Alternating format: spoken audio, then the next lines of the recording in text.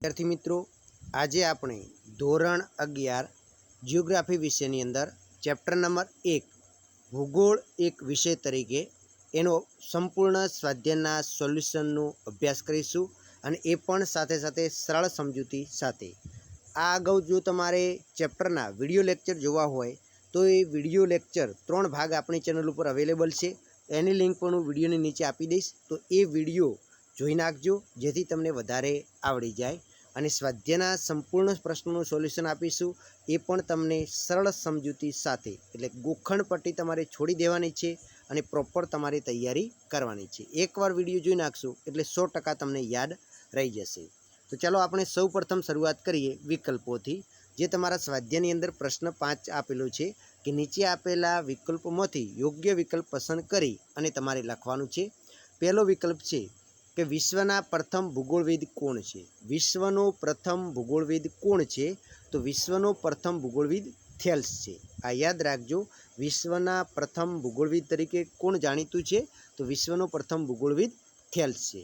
એના પછી બીજા નંબરનું છે મહાન ભૂગોળવિદ કાર્લ રિટર કયા દેશનો હતો? તો જે મહાન ભૂગોળવિદ હતો કાર્લ રિટર એ જર્મનીનો હતો। કયા દેશનો હતો? તો જર્મની ઓપ્શન તમારો સાચો બને છે। એના પછી ત્રીજા નંબરનું જોઈએ કે ભારતનો પ્રવાસ કરી ભૂમિ અને લોકજીવનનું વર્ણન કરનાર કયો મુસાફર હતો? તો ઇબ્ન બતુતા જે હતો એણે ભારતનો પ્રવાસ કરી ભારતની ભૂમિ અને લોકજીવનનું વર્ણન પોતાના જે પ્રવાસ ગ્રંથ હતો એની અંદર કરેલું જોવા મળે છે। એના પછી ચોથા નંબરનો ઓપ્શન છે મેઘદૂતની રચના કોણે કરી છે? તો કવિ કાલિદાસે મેઘદૂતની રચના કરેલી છે। એના પછી એક એક વાક્યના પ્રશ્નો છે। તો કે સૂર્યમંડળ વિશે માહિતી આપનાર ભારતીય ભૂગોળવિદ કોણ હતા? તો સૂર્યમંડળ વિશે માહિતી આપનાર ભારતીય ભૂગોળવિદ આર્યભટ્ટ હતા। બીજા નંબરનો પ્રશ્ન ભારતનો પ્રવાસ કરી તેની ભૂમિ અને લોકજીવન અંગેનું વર્ણન કરનાર કોણ હતા? ઇબ્ન બતુતા હતા। એના પછી જોઈએ ત્રીજા નંબરનું કે ભૂગોળનું જ્ઞાન પ્રાપ્ત કરવાના સ્ત્રોતો કયા કયા છે? તો ભૂગોળનું જ્ઞાન પ્રાપ્ત કરવું હોય તો એના માટેના મુખ્ય બે સ્ત્રોત છે, એટલે કે ક્રમબદ્ધ અથવા તો પદ્ધતિસરના અભ્યાસ દ્વારા અને પ્રાદેશિક અભિગમ દ્વારા। એટલે કે ભૂગોળનું જ્ઞાન પ્રાપ્ત કરવાના અભિગમો કેટલા છે? 2 અભિગમો છે, પદ્ધતિસરનો અભિગમ અને પ્રાદેશિક અભિગમ। પદ્ધતિસરના અભિગમને ક્રમબદ્ધના અભિગમના નામથી પણ ઓળખવામાં આવે છે। એના પછી ચોથા નંબરનું જોઈએ ભારતના 2 ભૂગોળવિદોના નામ આપો। તો કોઈ પણ 2 ભૂગોળવિદ લખી શકો છો, આર્યભટ્ટ છે, વરાહમિહિર છે, ભાસ્કરાચાર્ય છે, બ્રહ્મગુપ્ત છે, એ બધા તમે લખી શકો છો। એના પછી પાંચમા નંબરનો છે ભૂગોળ શબ્દનો અર્થ આપો। તો ભૂગોળ શબ્દનો અર્થ થાય છે પૃથ્વીનું વર્ણન। શું થાય છે? પૃથ્વીનું વર્ણન એવો ભૂગોળ શબ્દનો અર્થ થાય છે। એના પછી પ્રશ્ન 3 છે નીચે આપેલા પ્રશ્નોને સંક્ષિપ્તમાં ઉત્તર લખો। વિદ્યાર્થી મિત્રો, વિડીયો પસંદ આવે તો અચૂક લાઇક કરજો અને તમારા બીજા મિત્રોને પણ આ વિડીયો શેર કરો જેથી એમને પણ તૈયારી કરવાનો મોકો મળી જાય। તમારો એક નાનકડો શેર જે કરેલો છે એ વિદ્યાર્થીને ખૂબ જ ઉપયોગી થશે। હવે સંક્ષિપ્તમાં પ્રશ્ન જોઈએ તો કે ભૂગોળ કયા કયા વિષયો સાથે અનુબંધ ધરાવે છે? અનુબંધ એટલે શું? તો કે ભૂગોળ છે એ કયા વિષયોને સાથે રાખીને ચાલે છે? તો ભૂગોળ એ બધા જ વિષયોને સાથે રાખીને ચાલવાવાળો વિષય છે। એટલે કે ભૂગોળ છે એ ભૂસ્તર વિજ્ઞાન, ખગોળ વિજ્ઞાન, ભૌતિક વિજ્ઞાન, વનસ્પતિ વિજ્ઞાન, જીવ વિજ્ઞાન, આ ઉપરાંત ઇતિહાસ, અર્થશાસ્ત્ર, રાજ્યશાસ્ત્ર, ગણિતશાસ્ત્ર, સમાજશાસ્ત્ર, ધ્રુવનશાસ્ત્ર વગેરે સામાજિક વિજ્ઞાનો અને વિજ્ઞાનો સાથે અનુબંધ ધરાવે છે। કારણ કે ભૂગોળને દરેક વિષયના જ્ઞાનની જરૂર પડે છે। જેમ કે વસ્તી ગણતરીની વસ્તુ કરવી હોય તો એના માટે અંકાત્મક માહિતી મળે અને એના માટે ગણિતશાસ્ત્રની જરૂર પડે છે। કોઈ સમાજ વિશેનો પરિચય મેળવવો હોય તો સમાજશાસ્ત્ર એટલે કે ભૂગોળને એ દરેક વિષય સાથે અનુબંધ ધરાવે છે। એના પછી બીજા નંબરનો પ્રશ્ન છે માનવ ભૂગોળના કોઈ પણ 4 અભિગમો જણાવો। તો માનવ ભૂગોળ જે છે એના મુખ્ય 4 અભિગમો કયા કયા છે? તો કે આર્થિક ભૂગોળ, રાજકીય ભૂગોળ, સામાજિક ભૂગોળ અને વસ્તી વિષયક ભૂગોળ। જે માનવ ભૂગોળ છે એના મુખ્ય 4 અભિગમો કયા કયા છે? 4 વિભાગો કયા પડે? તો કે આર્થિક ભૂગોળ, રાજકીય ભૂગોળ, સામાજિક ભૂગોળ અને વસ્તી વિષયક ભૂગોળ। એના પછી ત્રીજા નંબરનું છે હાલની વૈશ્વિક સમસ્યાઓ કઈ કઈ છે? તો વસ્તી વધારો, ઘટતા જતા જંગલો, ગરીબી, આતંકવાદ, પ્રદૂષણ, ઉર્જા, જળ સંરક્ષણ, પર્યાવરણ સંરક્ષણ વગેરે વર્તમાન સમયની મુખ્ય સમસ્યાઓ છે। એના પછી જોઈએ ચોથા નંબરનો વસ્તી ભૂગોળ એટલે શું? વસ્તી ભૂગોળ એટલે શું? તો કે માનવ ભૂગોળની એક પેટા શાખા એ વસ્તી ભૂગોળ છે, જેને આપણે પોપ્યુલેશન જિયોગ્રાફી અંગ્રેજીમાં કહેવાય છે. વસ્તી ભૂગોળમાં કઈ કઈ બાબતોનો અભ્યાસ થાય? તો વસ્તી ગીતતા, વસ્તી વધારાના પ્રશ્નો, ઉપરાંત વસ્તીનું સ્થાનીયકરણ અને સ્થળાંતરણ વગેરે બાબતો સમજાવવા માટે વસ્તી ભૂગોળનો ઉપયોગ થાય છે. એટલે કે વસ્તી ભૂગોળ એ શું છે? તો કે ભૂગોળની એક પેટા શાખા એ વસ્તી ભૂગોળ છે, પોપ્યુલેશન જિયોગ્રાફી છે. એના પછી આપણે મુદ્દાસર પ્રશ્નોના જવાબ જોવાના છે. પહેલો પ્રશ્ન છે, ભૂગોળની મુખ્ય શાખાઓ કઈ કઈ છે? તો ભૂગોળની મુખ્ય શાખાઓ જોઈએ તો પહેલાં તો ક્રમબદ્ધ અથવા તો પદ્ધતિસરના અભિગમને આધારે ભૂગોળના મુખ્ય 4 પેટા વિભાગો કયા કયા પડે છે? પહેલું પડે છે ભૌતિક વિજ્ઞાન એટલે કે ફિઝિકલ જિયોગ્રાફી, બીજું છે જૈવિક ભૂગોળ બાયો જિયોગ્રાફી, એના પછી છે માનવ ભૂગોળ હ્યુમન જિયોગ્રાફી, અને ક્રિયા તકનીકી એટલે કે જિયોગ્રાફી મેથડ અને ટેકનિક એ એના 4 પ્રકાર પડે છે. કોના આધારે? તો કે પદ્ધતિસરના અભિગમને આધારે. હવે આપણે ભૌતિક ભૂગોળના પેટા ભાગ જોઈએ તો કે ભૌતિક ભૂગોળમાં કયા કયા વિજ્ઞાન આવે? તો કે ભૂ સ્વરૂપ વિજ્ઞાન, સમુદ્ર વિજ્ઞાન, આબોહવા વિજ્ઞાન, જમીન વિજ્ઞાન અને જળ વિજ્ઞાન. આ બધા વિજ્ઞાનો કેવા છે? તો આ બધા વિજ્ઞાનો એ ભૌતિક ભૂગોળની અંદર આવે છે. પછી જૈવિક ભૂગોળના પેટા વિભાગો કયા કયા છે? તો પારિસ્થિતિક ભૂગોળ છે, વનસ્પતિ ભૂગોળ છે, પર્યાવરણીય ભૂગોળ અને પ્રાણી ભૂગોળ. એટલે કે જે જીવસૃષ્ટિ છે એના આધારે રચાયેલા જેટલા પણ ભૂગોળ છે એ બધા જૈવિક ભૂગોળના પેટા વિભાગો છે. પછી માનવ ભૂગોળની અંદર કયા કયા પેટા વિભાગ આવે?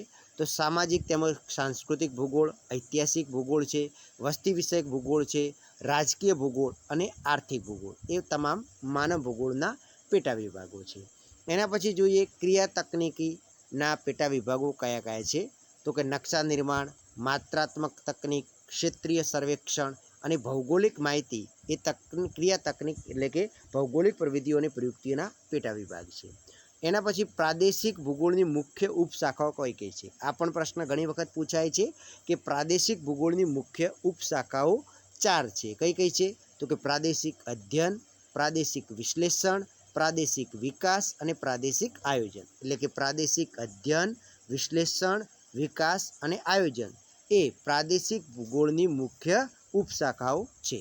તો એવું પણ પ્રશ્ન પૂછી શકે કે પ્રાદેશિક ભૂગોળની મુખ્ય ઉપશાખાઓ જણાવો. તો તમારે ઇઝી છે, યાદ રાખવાનું કે પ્રાદેશિક અધ્યયન, પ્રાદેશિક વિશ્લેષણ, પ્રાદેશિક વિકાસ અને પ્રાદેશિક આયોજન.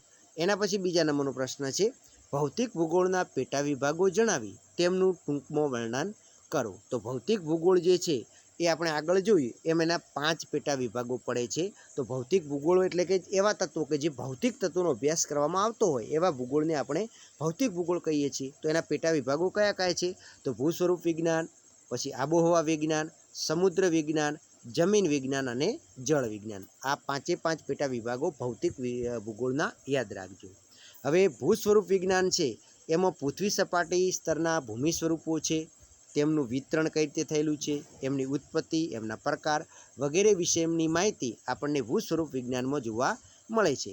પછી આબોહવા વિજ્ઞાનની વાત કરીએ તો એની અંદર વાતાવરણના સ્તરો છે, ઋતુઓ, વાતાવરણના ઘટકો, વાતાવરણના તત્વો, તાપમાન, હવાનું દબાણ, પવન, વૃષ્ટિ, વાદળ, ચક્રવાત, સ્થાનિક પવનો વગેરેનો અભ્યાસ આપણે આબોહવા વિજ્ઞાનમાં કરીશું.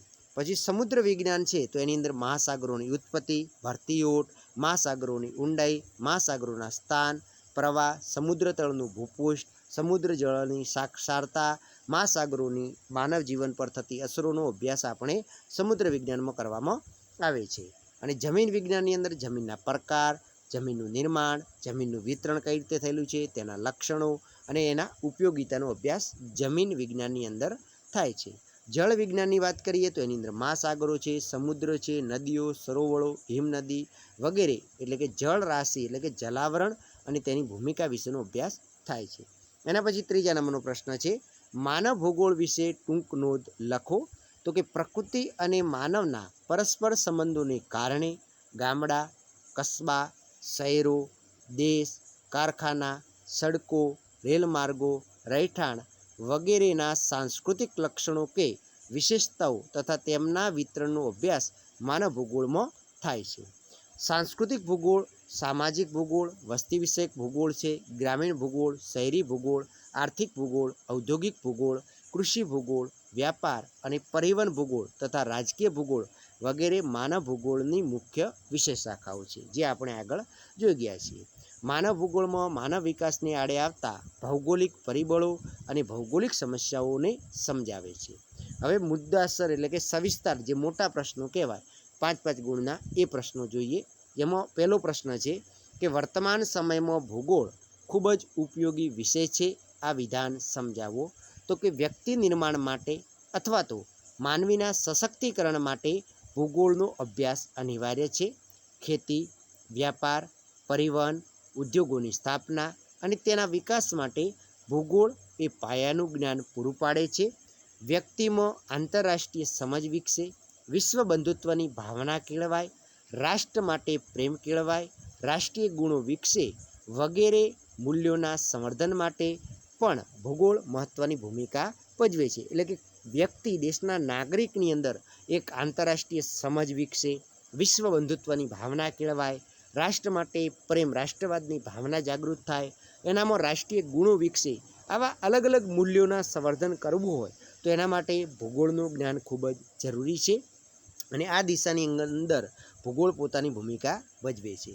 પછી વ્યાપાર, સંરક્ષણ, પ્રવાસ, ઉદ્યોગ, ખેતી અને પશુપાલન માટે પણ ભૂગોળનું જ્ઞાન એક વ્યવહારિક જ્ઞાનની જરૂરિયાત છે. કારણ કે ભૂગોળનું જ્ઞાન હોય તો આપણે અલગ અલગ પ્રદેશો વિશેની માહિતી મેળવી શકીએ છીએ. તેઓ કેવા પ્રકારની વસ્તુની જરૂરિયાત છે, કઈ વસ્તુનો વધારે ઉપયોગ થાય છે, કઈ વસ્તુનું ઉત્પાદન વધારે થાય છે, ત્યાં આગળ કેવા પ્રકારનું સંરક્ષણ છે, પ્રવાસન ક્ષેત્રે કેવો વિકાસ છે, ઉદ્યોગો કેવા છે, ખેતી કઈ પ્રકારની છે, પશુપાલન કેવું છે, દરેક માહિતી આપણને ભૂગોળ આપે છે. વિશ્વના દેશો વચ્ચેના આંતર અવલંબનની સમજ પણ ભૂગોળ આપે છે. કુદરતી આપત્તિઓ જેવી કે ભૂકંપ, ભૂમિપાત, વાવાઝોડું, પૂર તથા દુષ્કાળમાં પણ પર્યાવરણની સુરક્ષા અને સંવર્ધન અંગેનું જરૂરી માર્ગદર્શન ભૂગોળ આપે છે. વૈશ્વિક સમસ્યાઓ જેવી કે ઉર્જા, જળ સંરક્ષણ, પ્રદૂષણ, વસ્તી વધારો, ઘટતા જતા જંગલો, ગરીબી, આતંકવાદ વગેરેનો ઉકેલ પણ ભૂગોળ વિશે સૂચવે છે. અને વ્યક્તિમાં સૂક્ષ્મ અવલોકન કરવાની, તારણો કાઢવાની, નિર્ણયો કરવાની અને યોગ્ય અભિપ્રાયો બાંધવા વગેરે માનસિક શક્તિઓનો વિકાસ ભૂગોળ દ્વારા સરળ બને છે. ભૂગોળ નાગરિકને વિશ્વ નાગરિક બનાવી શકે છે અને ભૂગોળના અભ્યાસથી પ્રવાસ, પ્રદર્શન, વાર્તાલાપ સમજી શકીએ છીએ, તેમજ પત્ર મૈત્રી બાંધવાની સૂઝ પણ કેળવાય છે. નકશા વાંચન છે, નકશા પૂરણી, વરસાદનું માપન, તાપમાનનું માપન, ભૂકંપની તીવ્રતાનું માપન અને હવાના દબાણનું માપન કરવાની ક્ષમતાઓનો વિકાસવામાં પણ ભૂગોળ મહત્ત્વનો ભાગ ભજવે છે. ભૌગોલિક ઘટનાઓ વડે કાર્યકારણ સંબંધ કેળવવાની માનસિક ક્ષમતા કેળવાય છે. મુદ્દાવરણ, વાતાવરણ, જલાવરણ, જીવાવરણ વગેરે સંબંધિત વિશેષતાઓ, વિવિધતાઓની જાણકારી ભૂગોળ આપે છે, જેથી વ્યક્તિની જિજ્ઞાસા વૃત્તિ સંતોષાય છે. આપણા ભવ્ય અને ગૌરવપૂર્ણ અતીતને જાણવા તેમજ સાંસ્કૃતિક વારસાને સમજવા માટે ભૂગોળનું જ્ઞાન અતિ આવશ્યક છે. સમગ્ર વિશ્વ એક પરિવાર છે તેવી ભાવના ભૂગોળ વડે જ ચરિતાર્થ થઈ શકે છે. તેથી વર્તમાન સમયની અંદર ભૂગોળ વિશેનું જ્ઞાન ખૂબ જ આવશ્યક બન્યું છે. એના પછી બીજા નંબરનો પ્રશ્ન છે, ભૂગોળનો અર્થ સમજાવી તેના વિષય વસ્તુની ચર્ચા કરો. તો ભૂગોળનો શાબ્દિક અર્થ થાય છે પૃથ્વીનું વર્ણન કરવું. પૃથ્વી સપાટીનું પદ્ધતિસરનું વર્ણન કરતું વિજ્ઞાન એટલે ભૂગોળ છે. ભૂગોળ માટે જિયોગ્રાફી શબ્દ એ સૌ પ્રથમ ઈસવીસન પૂર્વે 2જી સદીમાં ગ્રીક ભૂગોળવિદ ઇરેટોસ્થિનીસ દ્વારા પ્રયોજવામાં આવ્યો હતો. તો આ ખાસ યાદ રાખજો, ટૂંકા પ્રશ્નમાં પણ પૂછાય છે કે જિયોગ્રાફી શબ્દ સૌપ્રથમ કોણે પ્રયોજ્યો હતો? ઇરેટોસ્થિનીસે પ્રયોજ્યો હતો. કઈ સદીમાં? તો કે 2જી સદીમાં. હવે જિયોગ્રાફી શબ્દ છે એ લેટિન ભાષાના એક જીઓ અને બીજો ગ્રાફિયા, આ બે શબ્દોનો બનેલો છે, જીઓ અને ગ્રાફિયા. જીઓનો અર્થ થાય છે પૃથ્વી અને ગ્રાફિયાનો અર્થ થાય છે વર્ણન કરવું. આમ જિયોગ્રાફીનો અર્થ આપીએ તો ભૂગોળ એટલે કે પૃથ્વીનું વર્ણન કરતું વિજ્ઞાન. હવે કેટલાક વિદ્વાનો છે ને એ ભૂગોળના સમગ્ર વિષય વસ્તુને 3 ટૂંકા પ્રશ્નો કે 7 શબ્દોમાં વર્ણવે છે. શું છે, ક્યાં છે અને શા માટે છે. એટલે કે what is, where is, Y it is. આ 3 પ્રશ્નો પૂછીને આપણે ભૂગોળના વિષય વસ્તુને સમજી શકાય છે. ભૂગોળનું કાર્યક્ષેત્ર પૃથ્વી જેટલું વિશાળ હોવા છતાં મુખ્યત્વે 2 પરિબળોમાં અભ્યાસ થાય છે. એક પ્રાકૃતિક પરિબળો કે તત્વો અને બીજા છે સાંસ્કૃતિક તત્વો। પ્રાકૃતિક પરિબળો એટલે કે જે કુદરત દ્વારા નિર્મિત હોય એવા તત્વોને આપણે પ્રાકૃતિક તત્વો કહીએ છીએ। એનો અભ્યાસ કરતા ભૂગોળને આપણે ભૌતિક ભૂગોળ એટલે કે પ્રાકૃતિક ભૂગોળ કહેવાય છે। અને સાંસ્કૃતિક તત્વો એટલે કે એવા તત્વો કે જે તત્વોનું સર્જન કુદરત દ્વારા નહીં પણ કોના દ્વારા, તો કે માનવ દ્વારા સર્જન થયેલું હોય એવા તત્વોને આપણે સાંસ્કૃતિક તત્વો કહીએ છીએ। અને એ સંદર્ભમાં ભૂગોળ બે રીતે કામ કરે છે, એટલે કે ભૂગોળના મુખ્ય બે ભાગ પડી જાય છે, એક ભૌતિક ભૂગોળ અને બીજું છે સાંસ્કૃતિક ભૂગોળ। ચલો હું તમને એક પ્રશ્ન પૂછું કે ભાઈ નદી છે તો નદીનો સમાવેશ ભૌતિક ભૂગોળમાં થાય એટલે કે પ્રાકૃતિક પરિબળમાં થાય કે સાંસ્કૃતિક તત્વમાં? આ ફટાફટ કોમેન્ટ કરીને જણાવો। નદી છે એ કેવું તત્વ છે, પ્રાકૃતિક તત્વ છે કે સાંસ્કૃતિક તત્વ છે? અને નહેર છે એ પણ કેવું તત્વ છે, તો કે નદી કેવું છે અને નહેર કેવું છે? આ બંને તમારે પ્રશ્ન જણાવવાના છે। એના પછી ભૂગોળમાં મુદ્દાવરણ, જલાવરણ, વાતાવરણ, જીવાવરણ અને નૃવંશાવરણનો સમાવેશ થાય છે। તેથી કહી શકાય કે આ 5 આવરણોનો અભ્યાસ કરતું વિજ્ઞાન એટલે ભૂગોળ। ભૂગોળ એક વિકસતું વિજ્ઞાન હોવાથી તેના અભ્યાસ ક્ષેત્રમાં અનેક નવી નવી વિગતો અને બાબતો ઉમેરાતો થતો જાય છે। કાર્લ રિટર એ જર્મન દેશનું ભૂગોળવિદ હતો અને કાર્લ રિટરે ભૂગોળનો અભ્યાસની વ્યાખ્યા આપતા જણાવ્યું છે કે ભૂગોળનો અભ્યાસ પૃથ્વી સપાટીથી શરૂ થાય છે, પરંતુ જેમ જેમ માનવજાત પાસે નિરીક્ષણ અને સંશોધનના સાધનો વિકસતા જશે તેમ તેમ ભૂગોળનું કાર્યક્ષેત્ર પૃથ્વી સપાટીથી વધુને વધુ ઊંચે અને વધુને વધુ ઊંડે સુધી વિસ્તરતું જશે। એટલે કે ભૂગોળનો અભ્યાસ છે ને એ પૃથ્વી સપાટીથી શરૂ થાય છે, પણ જેમ જેમ માનવી પાસે નિરીક્ષણ અને સંશોધન કરવાની સાધનો વિકસતા જશે તેમ તેમ ભૂગોળનું વિષય વસ્તુ વધુને વધુ ઊંચે અને વધુને વધુ ઊંડે સુધી વિસ્તરતું જશે। તો આ વ્યાખ્યા પણ કોણે આપી છે? કાર્લ રિટરે આપી છે। તો થેન્ક યુ પૂરેપૂરો વિડીયો જોવા માટે। ફરી મળીશું નવા વિડીયો સાથે। જય હિન્દ, જય ભારત, જય જય ગરવી ગુજરાત।